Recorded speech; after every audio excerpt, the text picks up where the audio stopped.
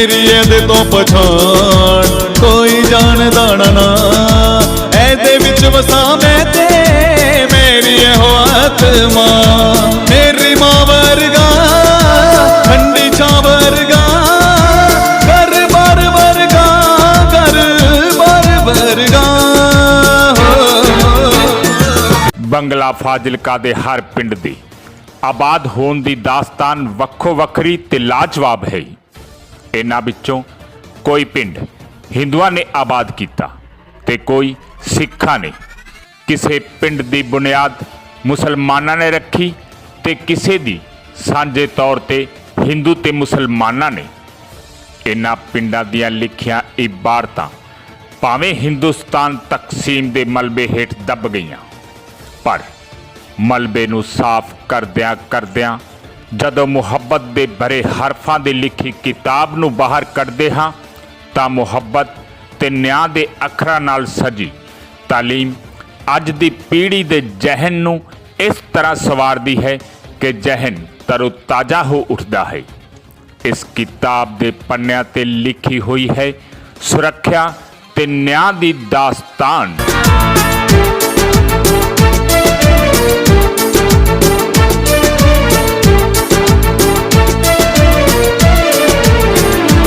ਬੰਗਲੇ ਦੇ ਮਹਿਕ ਦੇ ਵਿਹੜੇ ਦੇ ਦਾਇਰੇ ਵਿੱਚ ਇਜ਼ਾਫਾ ਕਰਨ ਲਈ ਫਾਜ਼ਿਲਕਾ ਤਹਿਸੀਲ ਵਿੱਚ ਜ਼ਿਲ੍ਹਾ ਸਿਰਸਾ ਦੇ ਅਸਿਸਟੈਂਟ ਕਮਿਸ਼ਨਰ JH ਓਲੀਵਰ ਨੇ ਬੰਗਲੇ ਤੋਂ ਲੈ ਕੇ ਬੀਕਾਨੇਰ ਰਿਆਸਤ ਤੱਕ ਤੇ ਬੀਕਾਨੇਰ ਤੋਂ ਲੈ ਕੇ ਜ਼ਿਲ੍ਹਾ ਹਿਸਾਰ ਤੱਕ ਮੁਨਾਦੀ ਕਰਵਾ ਦਿੱਤੀ ਕਿ ਆਓ ਬੰਗਲੇ ਆ ਕੇ ਆਬਾਦ ਹੋ ਜਾਓ। ਇੱਥੇ ਆਬਾਦ ਹੋਣ ਵਾਲਿਆਂ ਨੂੰ ਜ਼ਮੀਨ ਵੀ ਅਲਾਟ ਕੀਤੀ ਜਾਵੇਗੀ। ਉਦੋਂ ਬੰਗਲਾ ਤੋਂ ਤਕਰੀਬਨ 15 ਕਿਲੋਮੀਟਰ ਦੂਰ ਇੱਕ ਪਿੰਡ ਆਬਾਦ ਹੋਇਆ ਜਿਸ ਨੂੰ ਨਾਂ ਦਿੱਤਾ ਗਿਆ ਲਾਧੂ ਕਾ।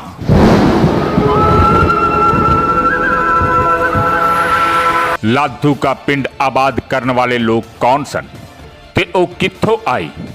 ਉਹਨਾਂ ਇੱਥੇ ਹੀ ਪਿੰਡ ਆਬਾਦ ਕਿਉਂ ਕੀਤਾ ਤੇ ਪਿੰਡ ਨੂੰ ਲਾਧੂ ਕਾ ਨਾਂ ਦੇ ਕੇ ਹੋਰਨਾਂ ਪਿੰਡਾਂ ਤੋਂ ਇਲਾਵਾ ਕਿਹੜੀ ਨਵੀਂ ਇਬਾਰਤ ਲਿਖੀ? ਇਹ ਸਵਾਲ ਪਿੰਡਾਂ ਦੀਆਂ ਸੱਥਾਂ ਵਿੱਚ ਗਾਹੇ ਬਗਾਹੇ ਚਰਚਾ ਦਾ ਸਬਜੈਕਟ ਜ਼ਰੂਰ ਬਣਦਾ ਹੈ। ਲੰਮੀ ਖੋਜ ਤੋਂ ਬਾਅਦ ਪਤਾ ਲੱਗਿਆ ਕਿ ਪਿੰਡ ਆਬਾਦ ਕਰਨ ਵਾਲੇ ਖਾਨਦਾਨ ਦਾ ਪਿਛੋਕੜ ਬੀਕਾਨੇਰ ਰਾਜਸਥਾਨ ਤੋਂ ਸ਼ੁਰੂ ਹੁੰਦਾ ਹੈ। ਰਾਜਸਥਾਨ ਦੇ ਗੋਲਡਨ ਸਿਟੀ ਦੇ ਨਾਮ ਨਾਲ ਮਸ਼ਹੂਰ ਜੈਸਲਮੇਰ ਵਿੱਚ ਬਹਾਦਰ ਕੌਮ ਵੱਟੂ ਰਹਿੰਦੇ ਸਨ। 1899-1900 ਦੌਰਾਨ ਜਦੋਂ ਰਾਜਸਥਾਨ ਵਿੱਚ ਅਕਾਲ ਆ ਗਿਆ ਤਾਂ ਲੋਕ ਭੁੱਖਮਰੀ ਦਾ ਸ਼ਿਕਾਰ ਹੋਣ ਲੱਗ ਪਏ। ਇਸ ਵੇਲੇ ਹੋਰ ਲੋਕਾਂ ਦੇ ਨਾਲ-ਨਾਲ ਵੱਟੂ ਵੀ ਉੱਥੋਂ ਪਲਾਇਨ ਕਰ ਗਈ ਤੇ ਆ ਕੇ ਸਤਲੁਜ ਦੇ ਕਿਨਾਰੇ ਮੰਡੀ ਹੀਰਾ ਸਿੰਘ ਵਿੱਚ ਆਬਾਦ ਹੋ ਗਈ। ਜਦੋਂ JH ਓਲੀਵਰ ਨੇ ਬੰਗਲੇ ਲਾਗੇ ਪਿੰਡ ਆਬਾਦ ਕਰਨ ਦੀ ਮੁਨਾਦੀ ਕਰਵਾਈ ਤਾਂ ਮੁਨਾਦੀ ਚਲਦੀ ਮੰਡੀ ਹੀਰਾ ਸਿੰਘ ਵੀ ਪੁੱਜ ਗਈ। ਉਦੋਂ ਵੱਟੂ ਖਾਨਦਾਨ ਦੇ ਮੁਖੀਆ ਨੇ JH ਓਲੀਵਰ ਨਾਲ ਮੁਲਾਕਾਤ ਕਰਕੇ ਪਿੰਡ ਆਬਾਦ ਕਰਨ ਦੀ ਗੱਲ ਕਹੀ। ਗੱਲ ਪੱਕੀ ਹੋ ਗਈ ਤਾਂ ਵੱਟੂਆਂ ਨੇ ਸਰਦਾਰ ਸੁਵਰਨ ਖਾਨ ਵੱਟੂ ਦੀ ਅਗਵਾਈ ਹੇਠ ਆ ਕੇ ਸਤਲੁਜ ਦਰਿਆ ਕਿਨਾਰੇ ਡੇਰਾ ਵਸਾ ਲਿਆ। ਜੰਗਲੀ ਜਾਨਵਰਾਂ ਤੇ ਚੋਰ ਡਾਕੂਆਂ ਦਾ ਮੁਕਾਬਲਾ ਕਰਦਿਆਂ ਇਹਨਾਂ ਜੰਗਲਾਂ ਨੂੰ ਸਾਫ਼ ਕਰਕੇ ਪਿੰਡ ਆਬਾਦ ਕਰ ਲਿਆ। ਇਹਨਾਂ ਵੱਟੂਆਂ ਦੀ ਸਬ ਕਾਸਟ ਲਾਧੂ ਕਾ ਸੀ, ਜਿਸ ਕਾਰਨ ਪਿੰਡ ਲਾਧੂ ਕਾ ਦੇ ਨਾਮ ਨਾਲ ਮਸ਼ਹੂਰ ਹੋ ਗਿਆ।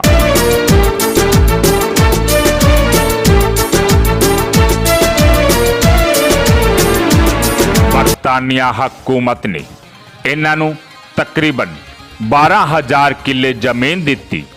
ਸਰਦਾਰ ਸੁਬਾਨ ਖਾਨ ਨੇ ਅੱਗੇ ਉਹ ਜ਼ਮੀਨ ਆਪਣੇ ਪੁੱਤਰਾਂ ਨਵਾਬ ਖਾਨ ਤੇ ਵਹਾਬ ਖਾਨ ਨੂੰ 6-6 ਹਜ਼ਾਰ ਕਿੱਲਿਆਂ ਵਿੱਚ ਵੰਡ ਦਿੱਤੀ। ਉਸ ਤੋਂ ਬਾਅਦ ਨਵਾਬ ਖਾਨ ਦੇ ਪੁੱਤਰ ਫਤਿਹਦੀਨ ਤੇ ਅਹਿਮਦ ਖਾਨ 'ਚ ਵੰਡੀ ਗਈ ਅਤੇ ਫਤਿਹਦੀਨ ਦੇ ਪੁੱਤਰ ਕੁਤਬਦੀਨ ਤੇ ਅਹਿਮਦ ਖਾਨ ਦੇ ਪੁੱਤਰ ਨਜੀਮਦੀਨ ਹੋਈ। ਇਸ ਤਰ੍ਹਾਂ ਵਹਾਬ ਖਾਨ ਦੇ ਪੁੱਤਰ ਮੁਹੰਮਦ ਖਾਨ ਲੱਖੀ ਖਾਨ ਤੇ ਰਾਏ ਜਾਦੇ ਖਾਨ ਸਨ। ਇਸ ਖਾਨਦਾਨ ਦੀ ਪਿੰਡ ਹੌਜ ਵਿੱਚ ਵੀ ਜ਼ਮੀਨ ਸੀ, ਜਿਸ ਦੀ ਕਾਸਤ ਦੋਸਤ ਮੁਹੰਮਦ ਦੇ ਹਵਾਲੇ ਸੀ। ਦੋਸਤ ਮੁਹੰਮਦ ਸਫੈਦਪੋਸ਼ ਸੀ ਤੇ ਸਰਕਾਰੇ ਦਰਬਾਰੇ ਉਹਨਾਂ ਦਾ ਕਾਫੀ ਰੁਤਬਾ ਸੀ। ਉਹ ਹਰ ਹਫਤੇ ਲਾਧੂਕਾ ਆਉਂਦਾ ਸੀ। ਲਾਧੂਕਾ ਪਰਿਵਾਰ ਵਿੱਚ ਕੋਈ ਬੋਲ ਬੁਲਾਰਾ ਹੁੰਦਾ ਤਾਂ ਉਹ ਨਿਬੇੜਾ ਕਰਦਾ ਸੀ। ਬ੍ਰਿਟਿਸ਼ ਅਧਿਕਾਰੀਆਂ ਨਾਲ ਵੀ ਉਹਨਾਂ ਦੇ ਵਧੀਆ ਤਾਲੁਕਾਤ ਸਨ। ਪਿੰਡਾਂ ਦੀ ਤਰੱਕੀ ਤੇ ਹੋਰ ਮਾਮਲਿਆਂ ਸੰਬੰਧੀ ਉਹਨਾਂ ਦੀ ਬ੍ਰਿਟਿਸ਼ ਅਧਿਕਾਰੀਆਂ ਨਾਲ ਹਰ ਮਹੀਨੇ ਮੀਟਿੰਗ ਹੁੰਦੀ ਸੀ। ਲਾਧੂਕਾ ਖਾਨਦਾਨ ਦੇ ਫਰਜ਼ੰਦ ਮੁਹੰਮਦ ਵਲੀ ਵੀ ਕਾਫੀ ਰੁਤਬੇਦਾਰ ਵਿਅਕਤੀ ਸਨ। ਉਹਨਾਂ ਦੇ ਪੁੱਤਰ ਮੁਹੰਮਦ ਸਾਦਿਕ ਦਾ ਨਿਕਾਹ ਰਾਜ ਬੀਬੀ ਤੇ ਅਲਾਵਲ ਖਾਨ ਦੀ ਇਕਲੌਤੀ ਧੀ ਅਮੀਰ ਬੇਗਮ ਨਾਲ ਹੋਈ ਸੀ, ਜਿਸ ਨੂੰ ਅਲਾਵਲ ਖਾਨ ਨੇ ਆਪਣੀ ਅੱਧੀ ਜ਼ਮੀਨ ਦਿੱਤੀ ਸੀ।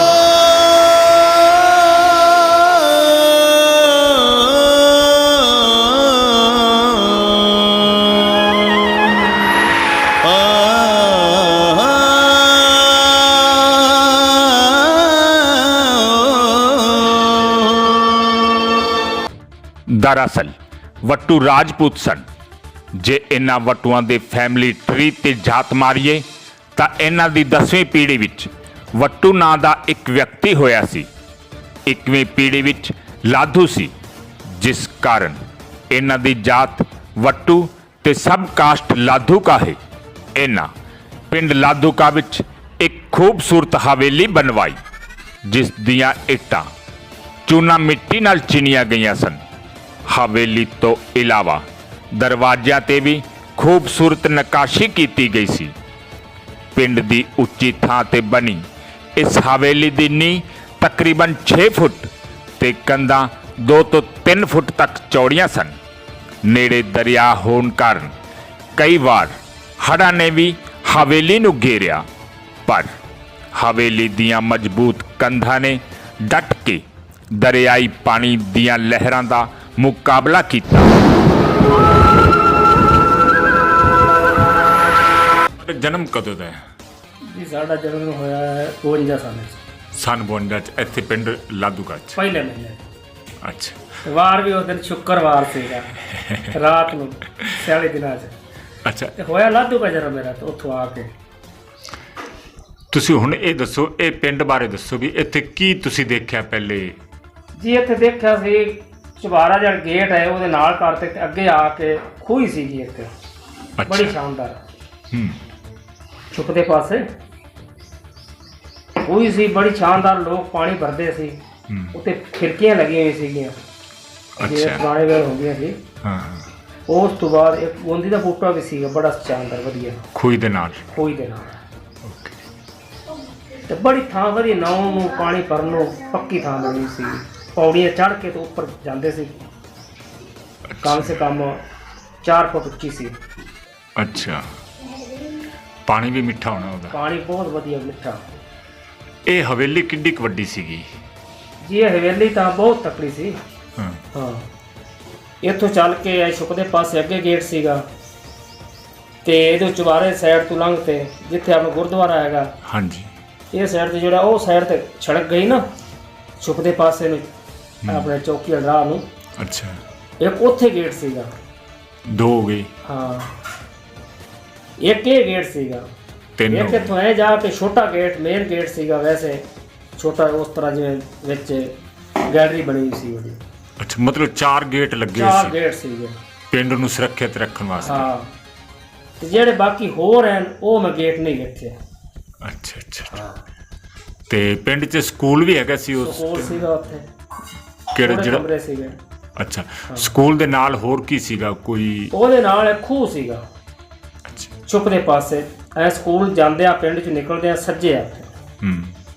ਯਾਨੀ ਕਿ ਜਿਹੜਾ ਉਹਦੇ ਖੂਹ ਸੀਗਾ ਉਹਦੇ ਨਾਲ ਪੱਕੀਆਂ ਖਾਲੀ ਬਣੀ ਸੀ, ਨਾਲ ਬਾਗ ਸੀਗਾ ਉਸ ਟਾਈਮ ਤੇ।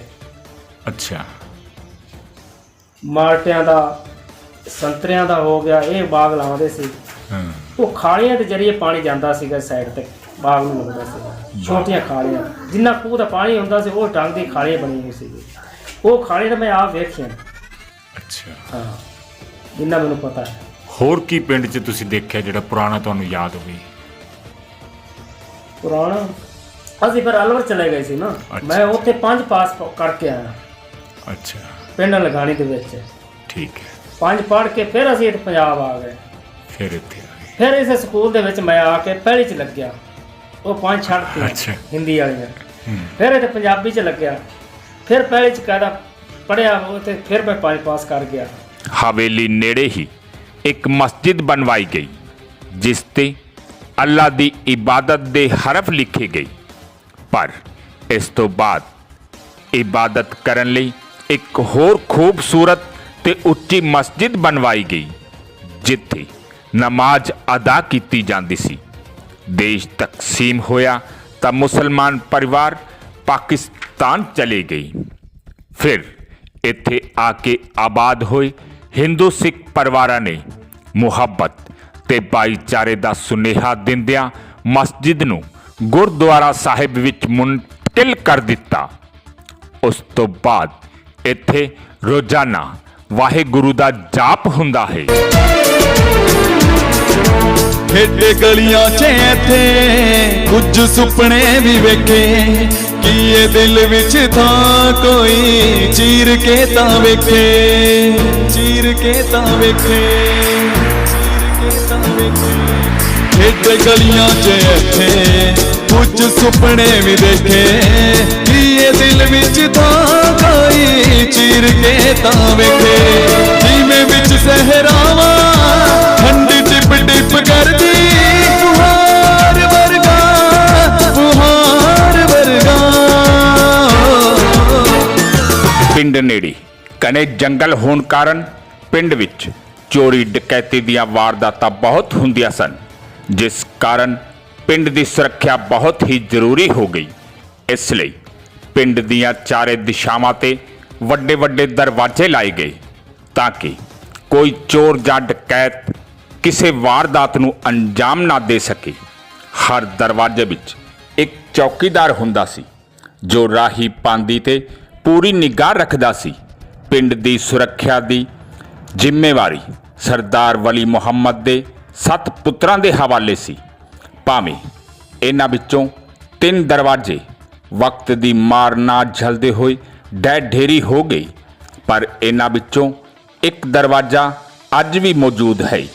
ਇਸ ਦਰਵਾਜ਼ੇ ਵਿੱਚ ਇੱਕ ਛੋਟਾ ਜਿਹਾ ਕਮਰਾ ਹੈ ਤੇ ਨਾਲੋਂ ਪੌੜੀਆਂ ਚੜ੍ਹ ਕੇ ਦਰਵਾਜ਼ੇ ਦੀ ਉੱਪਰਲੀ ਮੰਜ਼ਿਲ ਤੇ ਪੁੱਜਿਆ ਜਾ ਸਕਦਾ ਹੈ, ਜਿੱਥੇ ਬੈਠੇ ਆਦਮੀ ਦੀ ਨਜ਼ਰ ਦੂਰ ਤੱਕ ਜਾਂਦੀ ਸੀ। ਹੌਲੀ ਹੌਲੀ ਪਿੰਡ ਵੱਧਦਾ ਗਿਆ ਤੇ ਪਿੰਡ ਦੀ ਗਿਣਤੀ ਹੁਣ ਵੱਡੇ ਪਿੰਡਾਂ ਵਿੱਚ ਦਰਜ ਹੋ ਚੁੱਕੀ ਹੈ। ਪਿੰਡ ਦੇ ਬਾਹਰਲੇ ਪਾਸੇ ਲੋਅਰ ਮਿਡਲ ਸਕੂਲ ਸੀ। ਇਸ ਦੇ ਨਾਲ ਹੀ ਮਾਲਟਿਆਂ ਦਾ ਬਾਗ ਸੀ, ਜਿਸ ਵਿੱਚ ਇੱਕ ਪੱਕਾ ਖੂਹ ਸੀ। ਵੱਟੂ ਲਾਧੂਕਾ ਦਾ ਇੱਕ ਘਰ ਫਾਜ਼ਿਲਕਾ ਵਿੱਚ ਵੀ ਸੀ, ਜੋ ਰੇਲਵੇ ਕ੍ਰਾਸਿੰਗ ਤੋਂ ਮੇਨ ਰੋਡ ਘੰਟਾ ਗਲ ਵਾਲੀ ਸਾਈਡ ਜਾਈਏ ਤਾਂ ਰਸਤੇ ਵਿੱਚ ਉਹਨਾਂ ਦਾ ਘਰ ਸੀ, ਜਿਸ ਦੇ ਨੇੜੇ ਰੇਲਵੇ ਸਟੇਸ਼ਨ ਤੇ ਕਚਹਿਰੀ ਸੀ। ਇਸ ਤੋਂ ਅੱਗੇ ਵੂਲ ਪ੍ਰੈਸ। ਜਦੋਂ ਵੀ ਵੱਟੂ ਫਾਜ਼ਿਲਕਾ ਆਉਂਦੇ ਤਾਂ ਉਹ ਇਸ ਘਰ ਵਿੱਚ ਆਰਾਮ ਫਰਮਾਉਂਦੇ ਸਨ। ਇਸ ਦੇ ਨਾਲ ਹੀ ਫਾਜ਼ਿਲਕਾ ਦੇ ਐਸਡੀਐਮ ਦੀ ਰਿਹਾਇਸ਼ ਸੀ। ਬਹਿਕ ਬੋਦਲਾ ਵਾਸੀ ਮੀਆਂ ਮੁਹੰਮਦ ਸਰਵਰ ਬੋਦਲਾ ਨਾਲ ਵੀ ਉਹਨਾਂ ਦੇ ਬਹੁਤ ਵਧੀਆ ਤਾਲੁਕਾਤ ਸਨ ਤੇ ਚੋਣਾਂ ਵਿੱਚ ਉਹਨਾਂ ਦੀ ਮਦਦ ਵੀ ਕਰਦੇ ਸਨ।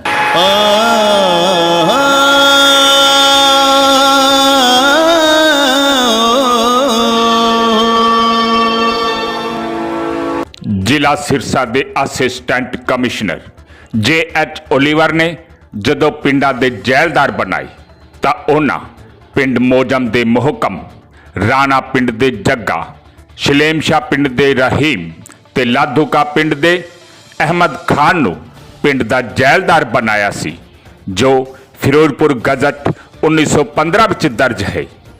ਇਸ ਤੋਂ ਇਲਾਵਾ ਸਰਦਾਰ ਕੁਤਬਦੀਨ ਵੀ ਜੈਲਦਾਰ ਸਨ ਤੇ ਫਤਿਹਦੀਨ ਆਨਰੇਰੀ ਮੈਜਿਸਟ੍ਰੇਟ ਸਨ, ਜਦੋਂ ਕਿ ਸਰਦਾਰ ਵਲੀ ਮੁਹੰਮਦ ਦੇ ਵੱਡੇ ਪੁੱਤਰ ਸਰਦਾਰ ਮੁਹੰਮਦ ਸਾਦਿਕ ਜ਼ਿਲ੍ਹਾ ਫਿਰੋਜ਼ਪੁਰ ਬੋਰਡ ਦੇ ਮੈਂਬਰ ਸਨ।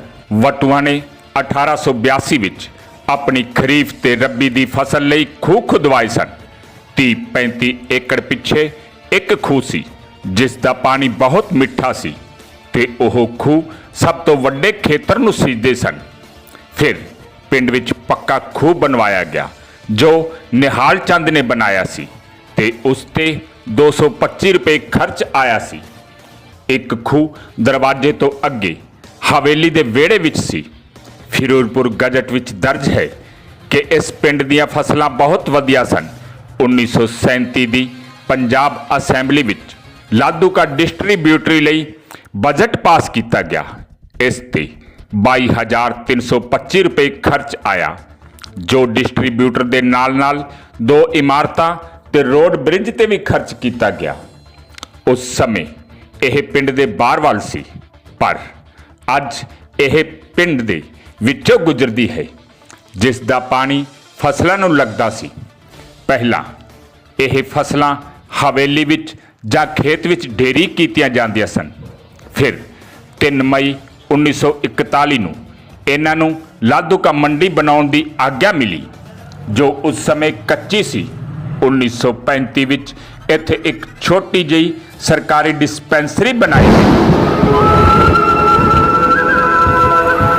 ਲਾਧੂਕਾ ਪਿੰਡ ਦੇ ਮੁਖੀ ਵੱਲੋਂ ਨਿਆਂ ਦੀ ਇੱਕ ਜ਼ਬਰਦਸਤ ਦਾਸਤਾਨ ਕਾਫੀ ਸਾਲ ਪਹਿਲਾਂ ਟੀਚਰ ਕਲੋਨੀ ਫਾਜ਼ਿਲਕਾ ਦੇ ਰਹਿਣ ਵਾਲੇ ਬਜ਼ੁਰਗ ਬਾਊ ਰਾਮ ਨੇ ਸੁਣਾਈ ਸੀ।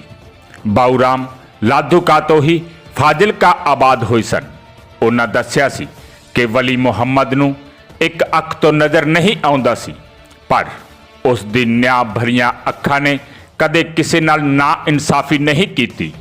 ਇੱਕ ਵਾਰ ਦਰਿਆ ਵਿੱਚ ਜਦੋਂ ਪਾਣੀ ਘੱਟ ਸੀ ਤਾਂ ਇੱਕ ਚੋਰ ਨੇ ਚੋਰੀ ਦੀਆਂ ਮੱਝਾਂ ਵੇਚਣ ਲਈ ਦਰਿਆ ਦੇ ਇੱਕ ਪਾਸੇ ਦਰਖਤ ਦੇ ਨਾਲ ਉਹ ਮੱਝਾਂ ਬੰਨ੍ਹ ਦਿੱਤੀਆਂ।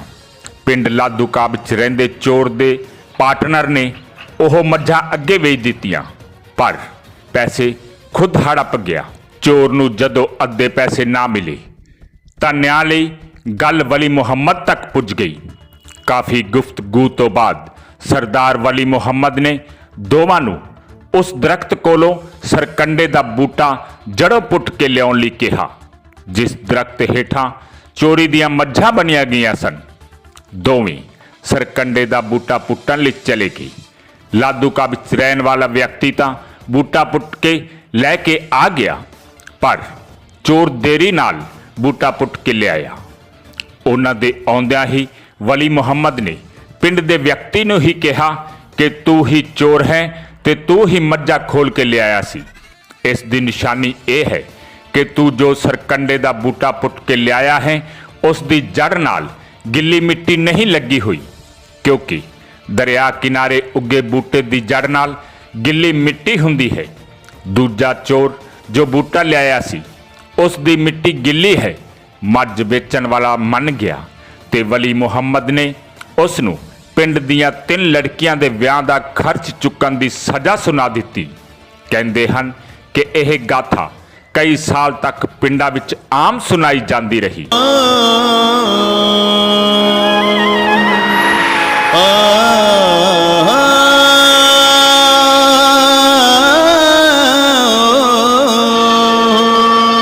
ਸਰਦਾਰ ਵਲੀ ਮੁਹੰਮਦ ਦੇ 2 ਫਰਜ਼ੰਦ ਮੁਹੰਮਦ ਅਮੀਨ ਤੇ ਸਰਦਾਰ ਮੁਹੰਮਦ ਨਵਾਜ਼ ਫਾਜ਼ਿਲਕਾ ਦੇ ਸਰਕਾਰੀ ਹਾਈ ਸਕੂਲ ਵਿੱਚ ਤਾਲੀਮ ਹਾਸਿਲ ਕਰਦੇ ਸਨ।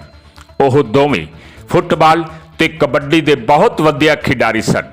ਜ਼ਿਲ੍ਹਾ ਫਿਰੋਜ਼ਪੁਰ ਵਿੱਚ ਉਹ ਕਬੱਡੀ ਦੇ ਬੈਸਟ ਪਲੇਅਰ ਮੰਨੇ ਜਾਂਦੇ ਸਨ। ਉਹਨਾਂ ਦਾ ਮੁਕਾਬਲਾ ਅਕਸਰ ਹੀ ਅੰਮ੍ਰਿਤਸਰ ਦੀ ਟੀਮ ਨਾਲ ਹੁੰਦਾ ਸੀ ਤੇ ਹਮੇਸ਼ਾ ਜਿੱਤ ਵੀ ਹਾਸਿਲ ਕਰਦੇ ਸਨ। ਜਦੋਂ ਉਹਨਾਂ ਫਾਜ਼ਿਲਕਾ ਦੇ ਸਰਕਾਰੀ ਹਾਈ ਸਕੂਲ ਵਿੱਚ ਖੇਡ ਦਾ ਮੁਕਾਬਲਾ ਜਿੱਤਿਆ ਤਾਂ ਪਿੰਡ ਬਹਿਕ ਬੋਦਲਾ ਦੇ ਮਸ਼ਹੂਰ ਜ਼ਮੀਂਦਾਰ ਮੀਆਂ ਸਰਵਰ ਬੋਦਲਾ ਨੇ ਇਸ ਜੇਤੂ ਟੀਮ ਨੂੰ ਪੁਰਸਕਾਰ ਦੇ ਕੇ ਨਵਾਜਿਆ ਸੀ। ਇਹ ਪੁਰਸਕਾਰ ਕਈ ਸਾਲਾਂ ਤੱਕ ਸਕੂਲ ਵਿੱਚ ਬਣਾਏ ਗਏ ਵਿਰਾਸਤ ਭਵਨ ਵਿੱਚ ਵੀ ਸਜਾਏ ਗਏ ਸਨ।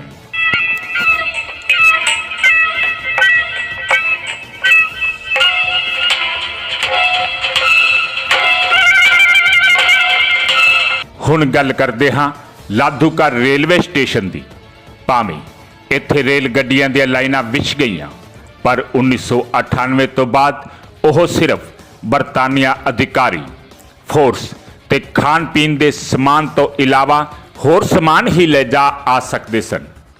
ਫਿਰ 10 ਫਰਵਰੀ 1906 ਨੂੰ ਸਾਊਥਰਨ ਪੰਜਾਬ ਰੇਲਵੇ ਵੱਲੋਂ ਮੈਕਲੋਡਗੰਜ ਸੈਕਸ਼ਨ ਫਾਜ਼ਿਲਕਾ ਲੁਧਿਆਣਾ ਵਿੱਚ ਇਜ਼ਾਫਾ ਕਰਦੇ ਹੋਏ 7 ਸਿਲੰਡਰ ਵਾਇਆ ਖਾਈ ਫੇਮੇ ਕੀ ਝੋਕਟੈਲ ਸਿੰਘ ਗੁਰੂ ਹਰਸਹਾਏ ਜਲਾਲਾਬਾਦ ਲਾਧੂਕਾ ਫਾਜ਼ਿਲਕਾ ਅਮਰੂਕਾ ਆਮ ਜਨਤਾ ਲਈ ਖੋਲ੍ਹ ਦਿੱਤੇ ਗਏ। 13 ਅਪ੍ਰੈਲ 1919 ਨੂੰ ਜਦੋਂ ਬਰਤਾਨੀਆ ਗੌਰਮੈਂਟ ਦੇ ਐਕਟਿੰਗ ਬ੍ਰਿਗੇਡੀਅਰ ਜਨਰਲ ਡਾਇਰ ਨੇ ਅੰਮ੍ਰਿਤਸਰ ਦੇ ਜਲਿਆਂਵਾਲੇ ਬਾਗ ਵਿੱਚ ਮੀਟਿੰਗ ਕਰ ਰਹੇ ਨਿਹੱਥੇ ਹਿੰਦੁਸਤਾਨੀਆਂ ਤੇ ਗੋਲੀਆਂ ਚਲਵਾਈਆਂ ਤਾਂ ਬਰਤਾਨੀਆ ਹਕੂਮਤ ਦੇ ਖਿਲਾਫ ਦੇਸ਼ ਵਿੱਚ ਗੁੱਸੇ ਦਾ ਭਾਂਬੜ ਮਚ ਗਿਆ। ਉਸ ਭਾਂਬੜ ਦਾ ਸੇਕ ਲਾਧੂਕਾ ਵੀ ਪੁੱਜਿਆ। ਰੋਹ ਵਿੱਚ ਆਏ ਲਾਧੂਕਾ ਅਤੇ ਲਾਗਲੇ ਪਿੰਡਾਂ ਦੇ ਨੌਜਵਾਨਾਂ ਨੇ 15 ਅਪ੍ਰੈਲ ਵਾਲੇ ਦਿਨ ਰੇਲਵੇ ਸਟੇਸ਼ਨ ਨੂੰ ਫੂਕ ਦਿੱਤਾ। ਮਾਈਨਰ ਲੱਕੜ ਬ੍ਰਿਜ ਤੋੜ ਦਿੱਤੇ, ਰੇਲਵੇ ਪਟੜੀਆਂ ਕੱਟ ਦਿੱਤੀਆਂ ਤੇ ਰੇਲ ਗੱਡੀ ਨੂੰ ਵੀ ਸਾੜਨ ਦੀ ਕੋਸ਼ਿਸ਼ ਕੀਤੀ ਗਈ। ਰੇਲ ਡਿਪਾਰਟਮੈਂਟ ਦੀ ਬਹੁਤ ਸਾਰੀ ਲੱਕੜੀ ਨੂੰ ਅੱਗ ਦੇ ਹਵਾਲੇ ਕਰ ਦਿੱਤਾ ਗਿਆ। ਇਸ ਰਾਤ ਨੂੰ ਬ੍ਰਿਟਿਸ਼ ਗਵਰਨਮੈਂਟ ਨੇ ਮੌਕੇ ਤੇ ਬਖਤਰਬੰਦ ਟ੍ਰੇਨਾਂ ਨੂੰ ਟਫ ਰੇਲ ਸੇਵਾਵਾਂ ਹਵਾਲੇ ਕਰ ਦਿੱਤਾ। ਇਸ ਵਿੱਚ ਉਹਨਾਂ ਜਵਾਨਾਂ ਨੂੰ ਤਾਇਨਾਤ ਕੀਤਾ ਗਿਆ ਜਿਹੜੇ ਬ੍ਰਿਟਿਸ਼ ਆਰਮੀ ਨੂੰ ਟ੍ਰੇਨਿੰਗ ਦਿੰਦੇ ਸਨ। ਅੱਗ ਨਾਲ ਹੋਏ ਨੁਕਸਾਨ ਦੀ ਗਵਾਹੀ ਦੇਣ ਤੋਂ ਪਹਿਲਾਂ ਡਿਸੋਰਡ ਇਨਕੁਆਇਰੀ ਕਮੇਟੀ ਨੇ ਸਬੂਤ ਵੀ ਇਕੱਠੇ ਕੀਤੇ ਸਨ, ਜਿਹੜੇ ਡਿਸੋਰਡ ਇਨਕੁਆਇਰੀ ਕਮੇਟੀ 1920 ਦੇ ਵੋਲੀਅਮ 1 ਵਿੱਚ ਦਰਜ ਹਨ। ਇਸ ਤੋਂ ਬਾਅਦ ਜਦੋਂ ਅੰਦੋਲਨ ਕੁਝ ਸ਼ਾਂਤ ਹੋਇਆ ਤਾਂ ਅਮਰੀਕਨ ਵੁੱਡ ਪੈਜੈਂਜਵਰਸ ਐਸੋਸੀਏਸ਼ਨ ਦੀ ਲਾਧੂਕਾ ਤੇ ਫਾਜ਼ਿਲਕਾ ਦੇ ਆਗੂਆਂ ਨਾਲ ਇੱਕ ਐਨੂਅਲ ਮੀਟਿੰਗ ਵੀ ਹੋਈ ਸੀ।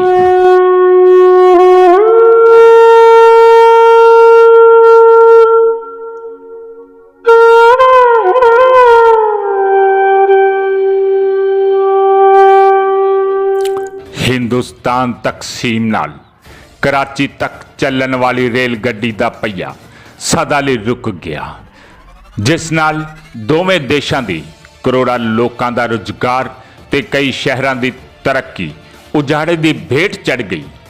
ਉਜਾੜੇ ਦੇ ਭੜਕੇ ਭਾਂਬੜ ਦਾ ਸੇਕ ਪਿੰਡ ਲਾਧੂਕਾ ਵੀ ਆ ਪੁੱਜਿਆ ਤੇ ਪਿੰਡ ਦੇ ਮੁਸਲਮਾਨ ਆਪਣੇ ਹੱਸਦੇ ਵਸਦੇ ਘਰਾਂ ਨੂੰ ਸੁਨਸਾਨ ਛੱਡ ਕੇ ਦਰਿਆ ਦੀ ਲਸੂੜੀ ਵਾਲੇ ਪੱਤਨ ਤੋਂ ਕਿਸ਼ਤੀ ਰਾਹੀਂ ਚਲੇ ਗਏ ਇੱਕ ਨਵੇਂ ਆਸ਼ਿਆਨੇ ਦੀ ਭਾਲ ਵਿੱਚ।